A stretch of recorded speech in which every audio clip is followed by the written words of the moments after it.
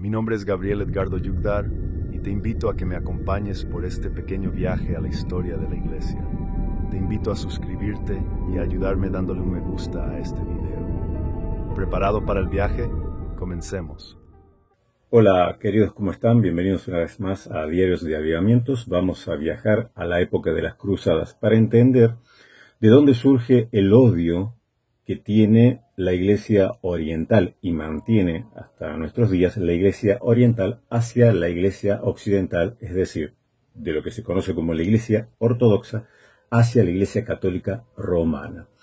Y bueno, ¿cómo surge esto de las cruzadas? En el 1091, el emperador de Constantinopla, de Bizancio, de nombre Alejo, le pide al Papa Urbano II mercenarios para luchar contra las huestes de las tribus turcas que estaban asediando a Bizancio.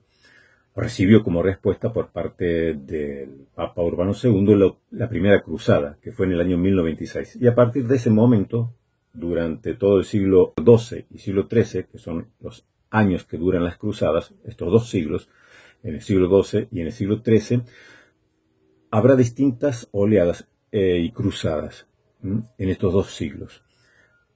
5 son las cruzadas, digamos, las que se conocen como oficiales, las grandes cruzadas. Son 5 en estos dos siglos.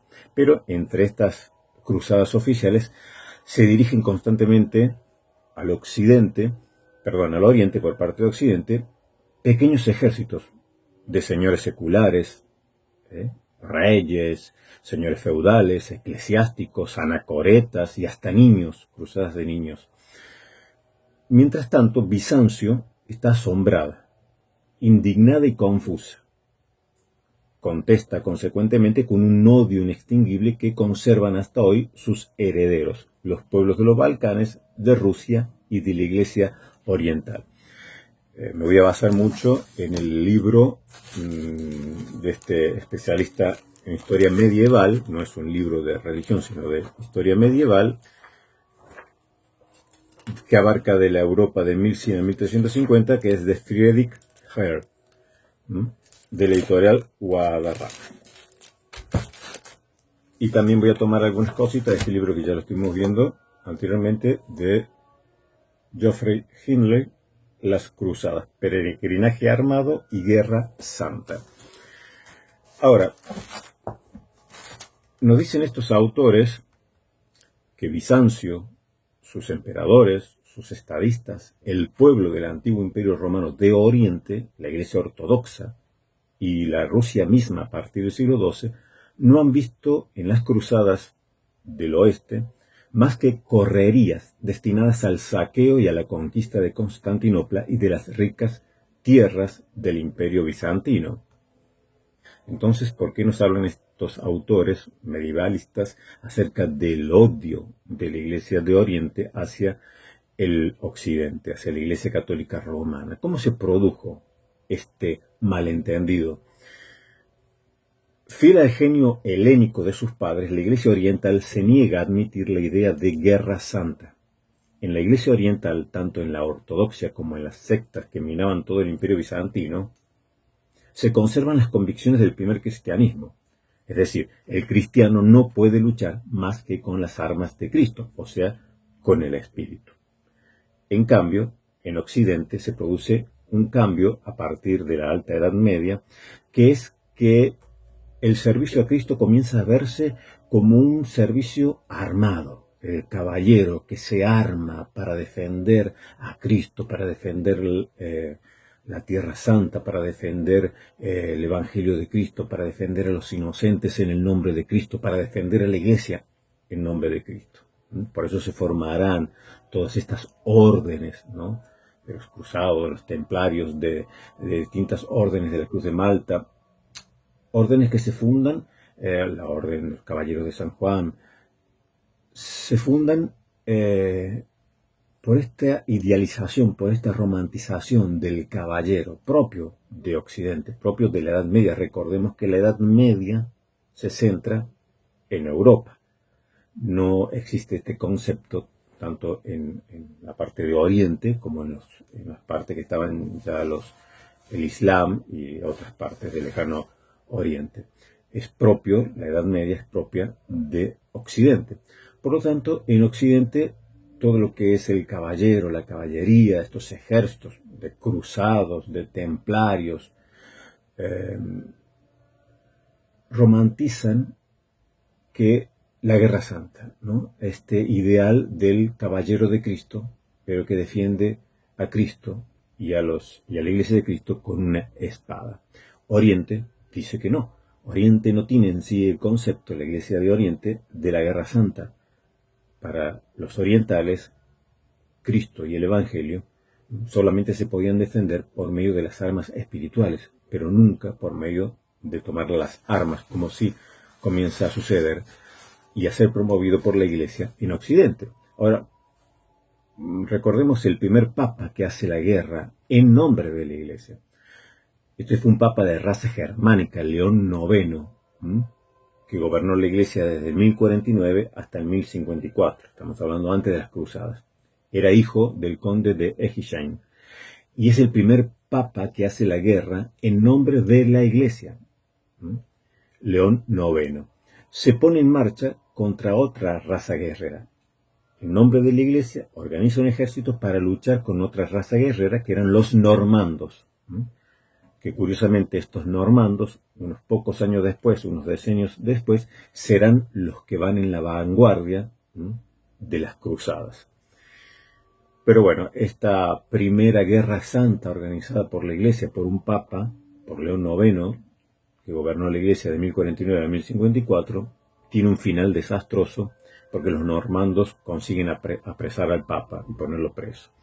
Estuvimos viendo en un vídeo anterior acerca de las cruzadas, de la Cuarta Cruzada específicamente, que fue en el 1202, la Cuarta Cruzada organizada por el Papa Inocencio III, que termina desviándose del propósito original. El propósito original siempre de la cruzada era románticamente reconquistar la Tierra Santa, reconquistar los lugares santos de Jerusalén que estaban ocupados por los turcos. Pero bueno, se jugaban distintos intereses en aquella época, tanto del papado, que pretendía una primacía, una jurisdicción universal y soñaba con conquistar Constantinopla, Bizancio y todas estas regiones para ponerlas bajo la autoridad de Roma, bajo la autoridad del obispo de Roma. Pero por su parte los venecianos, que pretendían tener la hegemonía, tenían muchos negocios, muchos intereses, mucho comercio, tanto con Constantinopla, que no se llevaban bien los venecianos con los de Constantinopla, por esta lucha por tener la hegemonía en este tráfico, en esta compra y venta de mercadería que realizaban también con los países que estaban gobernados por los musulmanes, con los cuales hacían negocio los venecianos. Ellos no tenían prurito para hacer negocio con quien sea. Por eso someten a chantaje en esta Cuarta Cruzada al emperador de Bizancio. ¿Por qué? Porque el emperador de Bizancio había sido depuesto por su hermano, lo hizo poner preso y le sacó los ojos. El hijo del emperador depuesto, legítimo, huyó hacia Occidente y se sienta en el trono, pues el hermano, este usurpador, en el trono de Bizancio. El hijo del que fue depuesto pide auxilio en Occidente.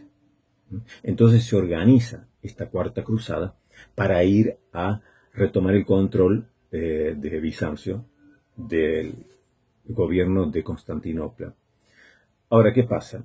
Una vez que llegan los cruzados allí, siempre por medio de los venecianos siempre deseando tomar Constantinopla para quedarse, como dijimos, con la hegemonía del comercio. Cuando el emperador, que había usurpado el trono, ve que estos ejércitos de cruzados en la Cuarta Cruzada rodean Constantinopla, huye. Entonces los cruzados ponen al hijo del que había sido depuesto y le dicen, bueno, ahora tienes que pagarnos por toda esta movilización, por todo este ejército, por toda esta ayuda que hemos traído. Para pagar esto, el nuevo emperador, ¿qué hace? Pues pone un impuesto sobre el pueblo. el pueblo se rebela, no quiere pagar más impuestos, y entonces va a buscar al hijo del emperador usurpador que había huido y lo pone como nuevo emperador, quitando al que habían puesto los cruzados. Entonces, en el 1204, los cruzados toman Constantinopla.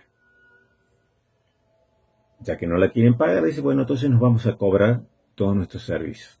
Esto lo deseaban los normandos, lo deseaban los venecianos, apoderarse del tesoro de la ciudad más rica. Constantinopla, Bizancio, era la ciudad más rica que existía en ese entonces. Roma y el occidente era un poroto, comparado con lo que era el tesoro, la grandeza, las riquezas que habían en Constantinopla. Durante 3 días los cruzados se dedican, recordemos que cruzado viene de cruz, eran soldados que llevaban la cruz, soldados de Cristo. Durante 3 días saquean Constantinopla, saquean las iglesias que eran las iglesias de los orientales, de lo que se denominan ortodoxos, fueron saqueadas. Todos sus tesoros religiosos, sus reliquias, son expoliadas, se apropian. Ejércitos de los nobles, los señores feudales que dirigían los ejércitos que formaban los cruzados, cada uno repartiéndose su botín, pero no solamente eso, sino también los religiosos que habían acompañado, los religiosos de la Iglesia Católica Romana que habían acompañado a la cruzada, también apropiándose y apoderándose de los tesoros de las iglesias. Hicieron desastres en la iglesia de Santa Sofía y en las demás iglesias, rompiéndolo todo, saqueando durante 3 días, derramando sangre. Esto nunca se lo perdonará a la iglesia de Oriente, porque aparte deponen al emperador, que pusieron a un emperador que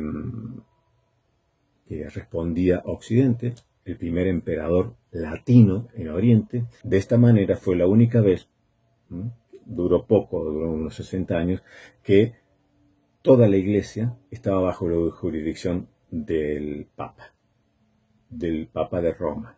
Logró tener, por medio de esta infame cruzada, donde cristianos peleaban contra cristianos, los cristianos de las cruzadas, los cruzados peleaban contra los cristianos de Constantinopla, someten la ciudad, la saquean, ponen a un nuevo emperador, dijimos que era Balduino, un emperador que respondía a Occidente, un emperador latino, y deponen también al líder religioso ortodoxo de la Iglesia de Oriente y ponen allí a un católico romano, para que toda la Iglesia de Oriente quede bajo la sujeción del obispo de Roma.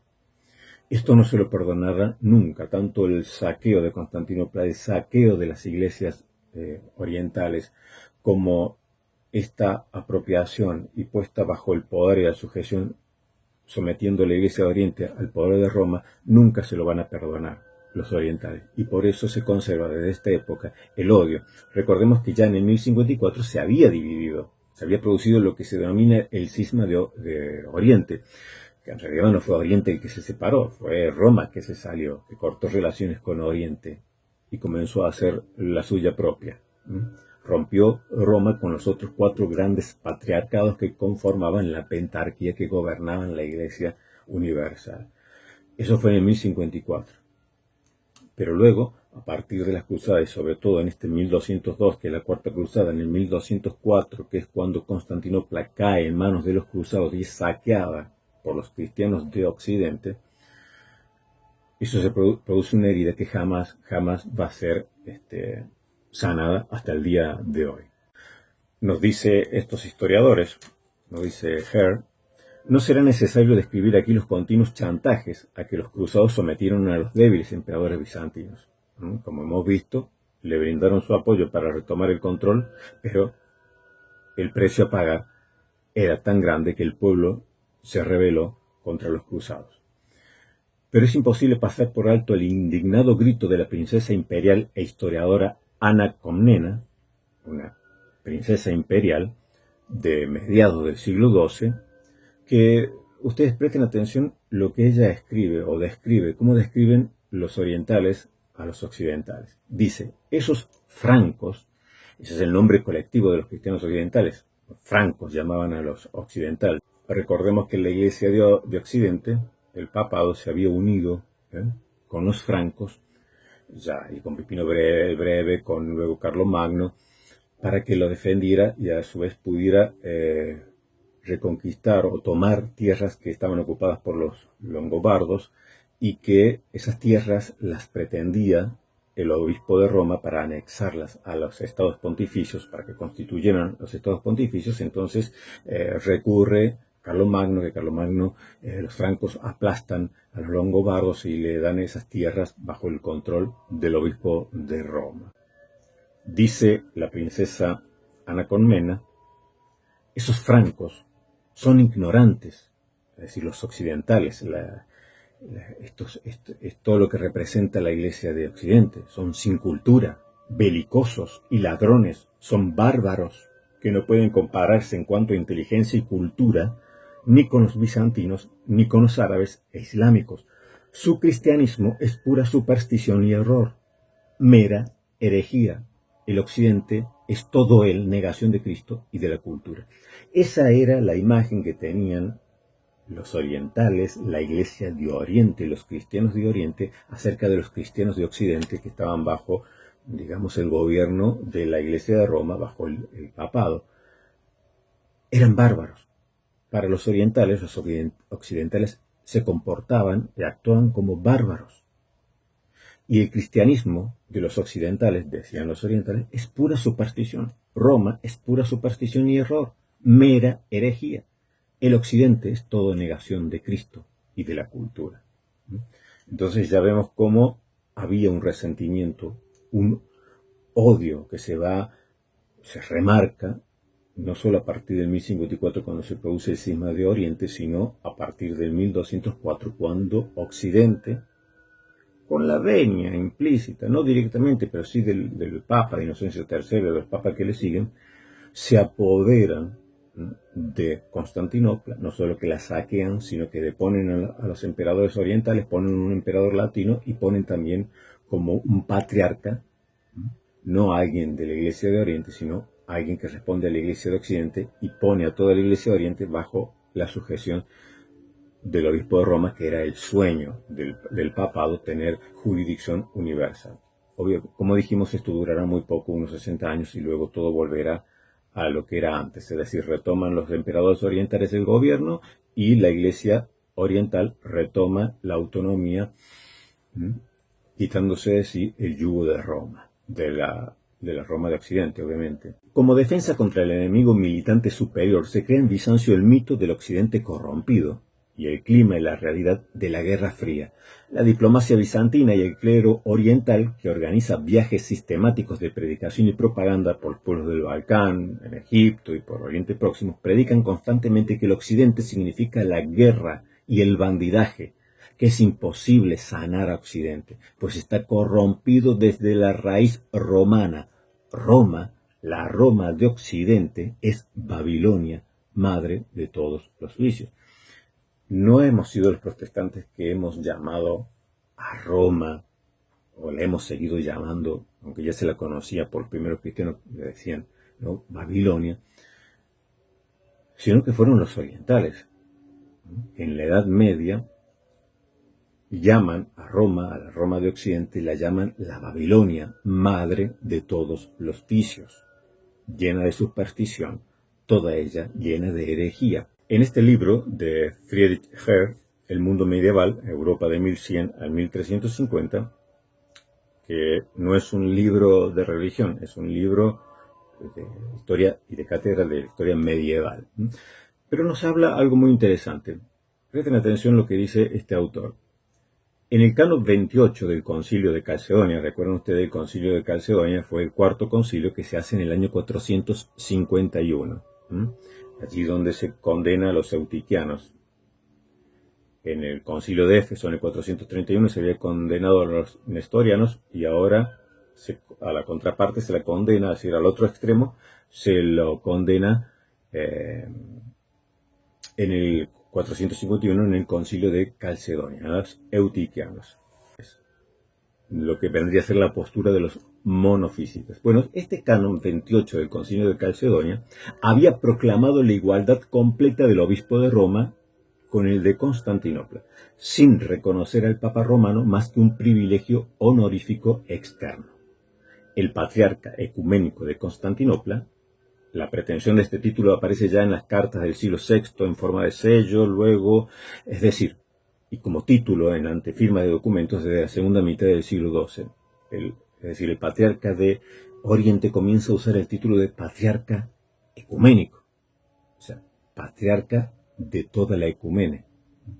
O sea, recuerdan ustedes que el canon 28 del Concilio de Calcedonia, que le ha producido llagas y que le ha producido alergia continuamente a Roma, que se han negado a aceptarlo, por más que este es un concilio vinculante y que los cánones del Concilio de Calcedonia son vinculantes. Sin embargo, siempre Roma se hizo la loca para no aceptar esto, que fue definido en este concilio. Hay algo muy interesante que sucede aquí.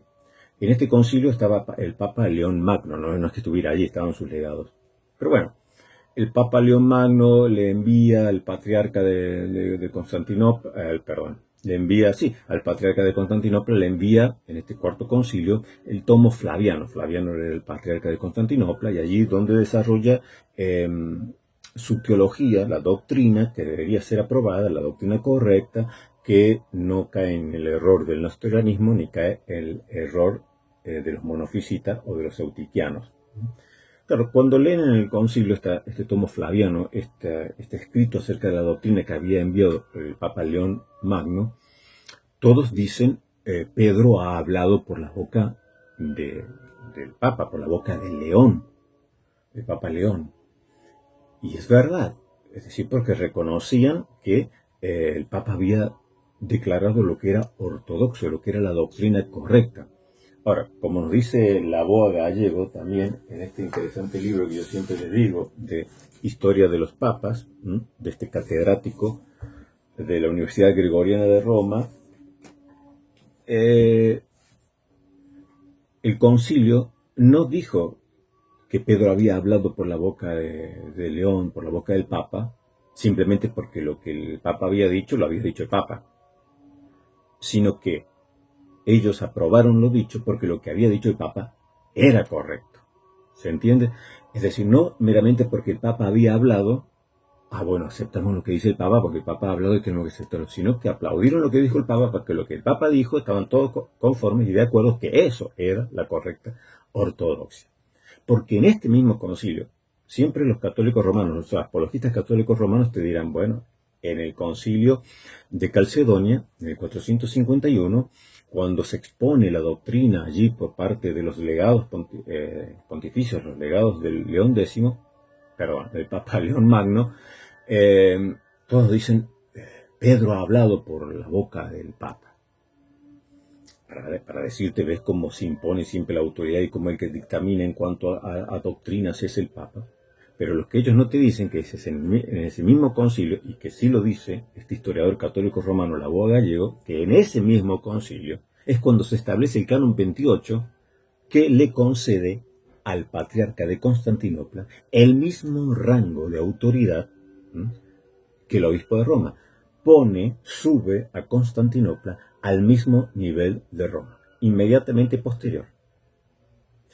Y al obispo de Roma, a la Roma de Occidente, le da solamente un puesto de honor, primus inter pares, el primero entre iguales.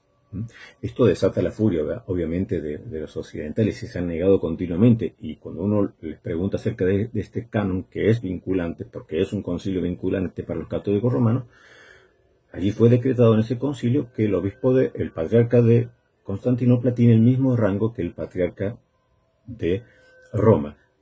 Y dice que Constantinopla es la segunda Roma, por cuestiones políticas. Y esto es lo que más les dolió a los de Occidente. Es decir, cuando se le concede esta primacía, esta igualdad con Roma a Constantinopla, se dice que es porque es la sede del emperador, porque es la segunda Roma, es decir, por cuestiones políticas, como dando a entender que Roma tenía esa misma preeminencia, no por cuestiones espirituales, por cuestiones de que Roma tiene una supremacía, porque espiritualmente, porque jerárquicamente, no, simplemente porque Roma había sido sede del emperador, tenía esa autoridad y esa dignidad. Pero como ahora la nueva Roma es Constantinopla, tiene que tener esa misma jerarquía, esa misma autoridad.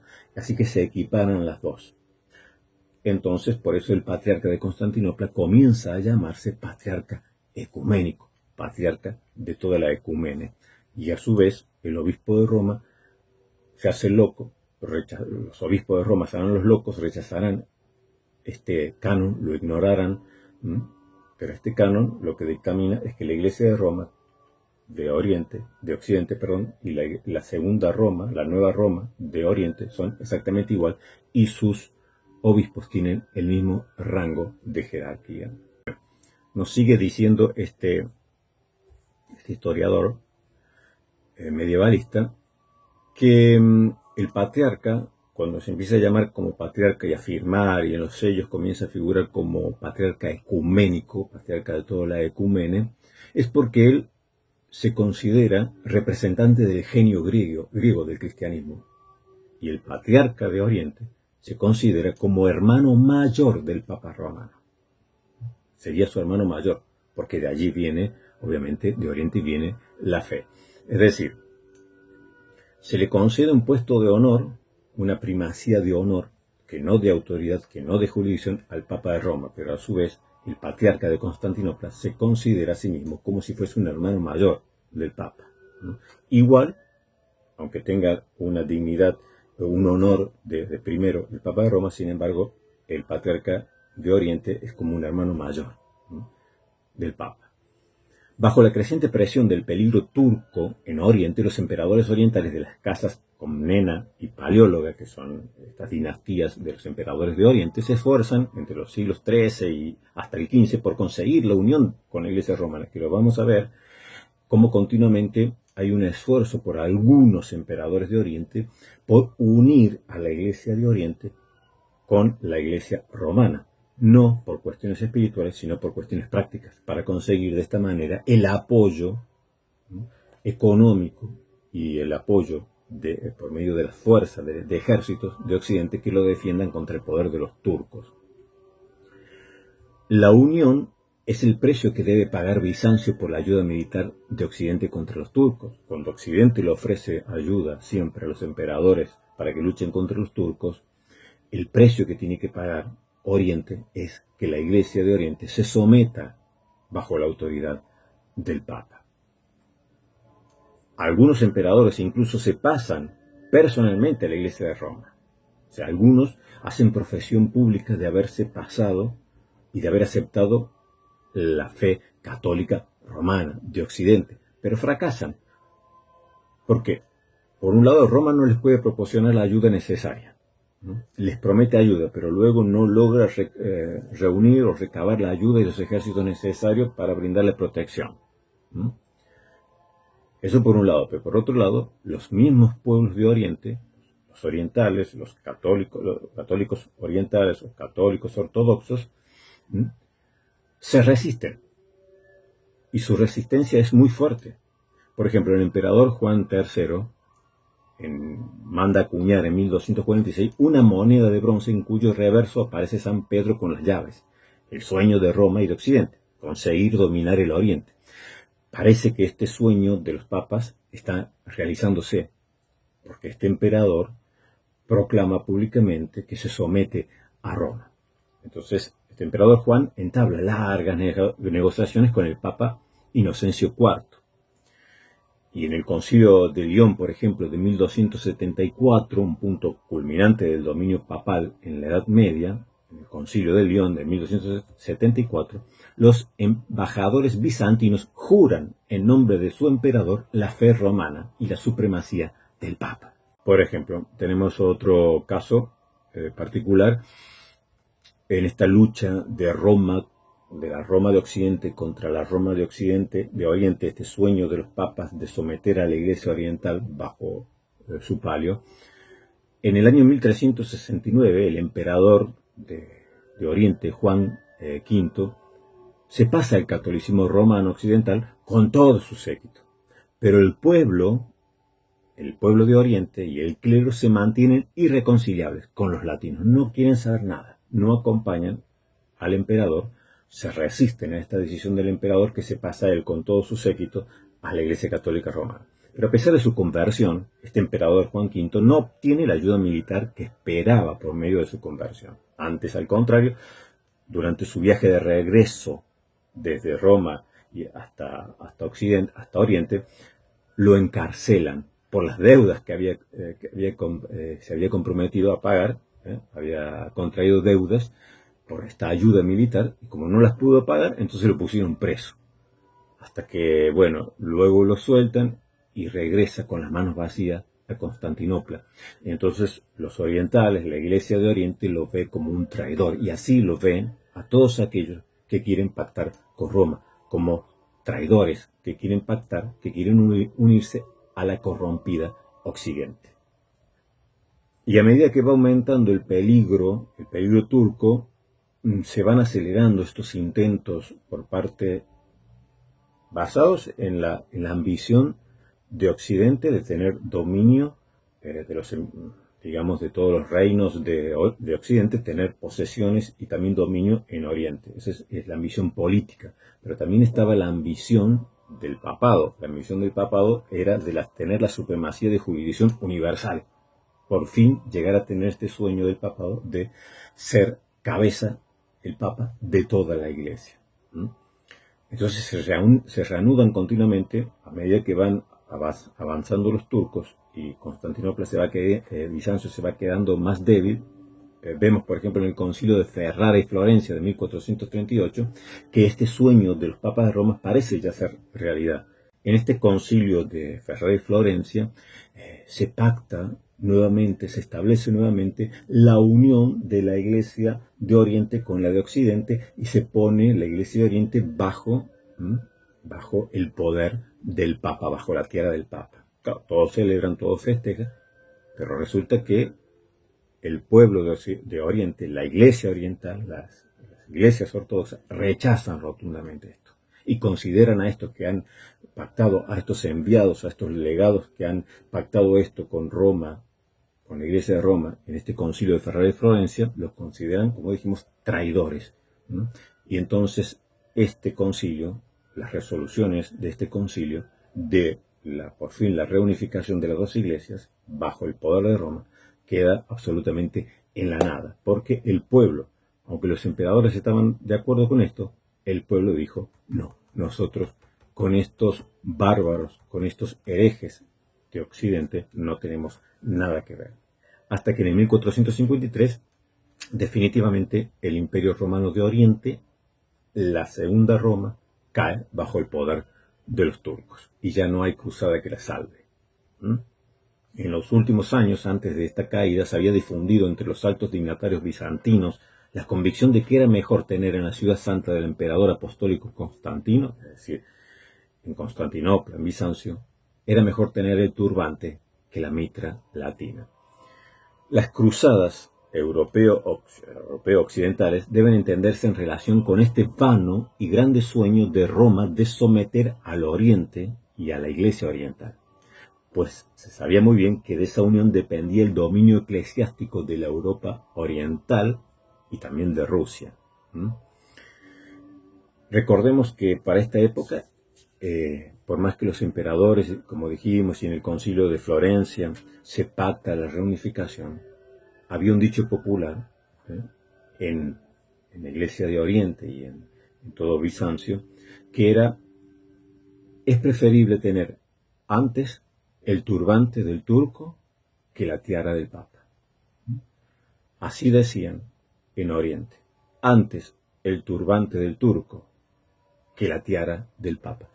Tal era el odio visceral que sentían y desprecio que sentían los orientales, no solamente hacia los reinos, hacia la política de Occidente, sino hacia la Iglesia católica romana, hacia la Iglesia occidente, a la cual la consideraban mera superstición y mera herejía.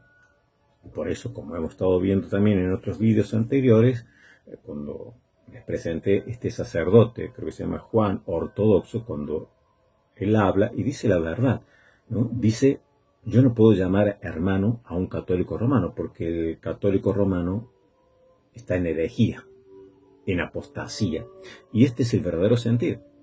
más allá de estas comunicaciones, digamos, de pretensiones de ecumenismo, más allá de todo eso, la Iglesia católica de Oriente, es decir, la Iglesia católica ortodoxa, sigue considerando a la Iglesia católica romana como apóstata y hereje, por eso considera inválidos los sacramentos y por eso nunca un ortodoxo llamará hermano a un católico romano. Ya no hablo de los protestantes, pero a mí eso no me interesa, no estamos hablando aquí de la cuestión. La cuestión es que algunos católicos romanos, algunos apologistas católicos romanos, llevan a estos sacerdotes ortodoxos paseándolos por sus canales para ver, el sacerdote ortodoxo destruye al protestantismo, destruye la sola escritura, y resulta que ese sacerdote ortodoxo es incapaz y se niega de llamar hermano a este católico romano. Lo considera un apóstata y un hereje. Es decir, a ver, tengamos un poco de coherencia. No me traigas el testimonio de alguien que a ti mismo te considera un hereje y te considera un apóstata. Pues así considera la Iglesia de Oriente. Este odio, este menosprecio, viene del tiempo de las cruzadas. Viene del tiempo, a partir del siglo XI, cuando la Iglesia Occidente comienza con la Guerra Santa, comienza con esta idea de que el servicio de Cristo, el caballero de Cristo es el caballero armado, los cruzados, los templarios, aquellas órdenes que eran monástico-militares, porque estas órdenes tenían toda una vida espiritual, como si fuesen monjes, la verdad, hacían votos de pobreza, de castidad, igual que los monjes, pero llevaban el arma, llevaban la espada y con ella batallaban. Entonces para ellos ese era el servicio de Cristo, mientras que para Oriente seguían manteniendo que nuestras armas no son materiales, que nuestras armas son espirituales, porque no luchamos contra sangre ni carne. Entonces, cuando la Iglesia comienza a asumir, la Guerra Santa comienza a asumir, y los papas a liderar batallas, a liderar ejércitos y sobre todo a liderar o a enviar las cruzadas, que van fracasando y terminan siempre en desastres, salvo la primera que obtuvo algunos éxitos, la segunda y hasta la quinta, todos fueron un desastre. Pues Oriente miraba esto, miraba a los occidentales y a la Iglesia de Roma que organizaba estas cruzadas como salvajes, como pueblos bárbaros, como supersticiosos, que lo único que le interesaban era el rapiñaje, lo único que le interesaba era el tesoro, era despojar. Y eso es lo que verdaderamente hicieron en la Cuarta Cruzada, cuando cae Constantinopla a manos de los cruzados, que saquearon todo el tesoro, que el dux de Venecia, se llamaba Dándolo, expolia todo lo que puede y más, llevándolo a Venecia, y de esta manera obtiene, como habíamos dicho, la hegemonía del comercio marítimo. Siempre competían con Génova, competía con Pisa, competía Venecia, pero en esta cruzada logra consolidarse como la hegemonía. Al caer Constantinopla ya puede comerciar Venecia con toda la parte del Oriente. Por lo tanto, el odio, como dijimos, que hoy vemos en la Iglesia de Oriente hacia la Iglesia de Occidente, surge de esta época, la época de las Guerras Santas, la época de la Cruzada, no tanto del cisma del 1054, sino del 1204, cuando el Occidente saquea no solamente los tesoros materiales de Oriente, de Bizancio, de Constantinopla, sino también los tesoros espirituales. Saquean las iglesias de los orientales. Y eso nunca, nunca se lo ha perdonado. Ni se lo perdonará la Iglesia oriental a la Iglesia occidental. Esto ha sido todo. Muchas gracias por acompañarme en este viaje. No te olvides de suscribirte al canal para poder reencontrarnos próximamente.